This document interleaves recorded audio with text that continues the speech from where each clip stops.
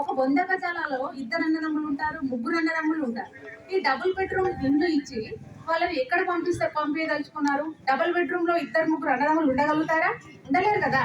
మరి మీకు సరైన ఒక మీకు ఇక్కడ ఉన్న లోకల్ వాళ్ళతోని, లోకల్ లీడర్స్ తోని కానివ్వండి, మేము ఇక్కడికి వస్తున్నాము, మీ ఏరియాకి వస్తున్నాము, మీ ఏరియాలో ఇలా ఎఫ్టీఎల్లో ఉన్నాయి ఇండ్లు, మీకు వాళ్ళకి సరైన న్యాయం జరిగే విధంగా చూస్తామని ఒక మీటింగ్ కూడా పెట్టలేదు రేవంత్ రెడ్డి గారు.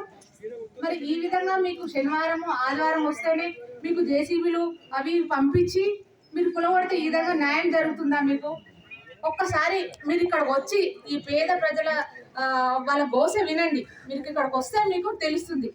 అంటే ఈ మూసీ కాలువ ఎప్పుడు నిండుగా పోయినా కానీ ఇక్కడ ఎప్పుడైనా మూసీ కాలువ పొంగిన దాఖలాలు అయితే లేవు.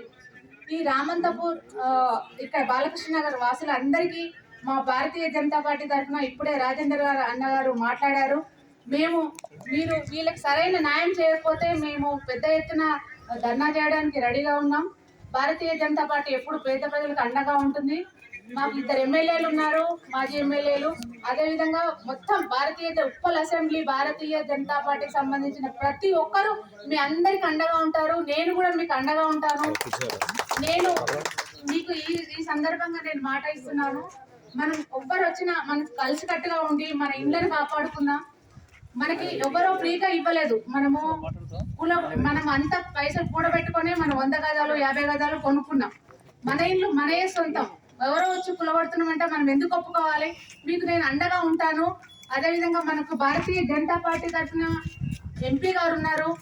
మల్కాజ్గిరి ఎంపీగా ఉన్నప్పుడు మన రేవంత్ రెడ్డి గారు ఇంతవరకు ఒక్కసారి ఇక్కడ వచ్చిన డెవలప్మెంట్ అసలు వర్కే చేయలేదు. కానీ మన రాజేందర్ అన్న వచ్చి మనకి ఇప్పుడే ఆయన రాకున్నా కానీ మనకు సందేశం ఇచ్చారు, అమూల్యమైన సందేశం ఇచ్చారు. ఆయన మాటలు విని మీరందరూ కలిసికట్టుగా ఉండండి, మన ఇళ్ళని మనం కాపాడుకుందాం. మీకు నేను అండగా ఉంటానని ఈ సందర్భంగా తెలియజేస్తున్నాను.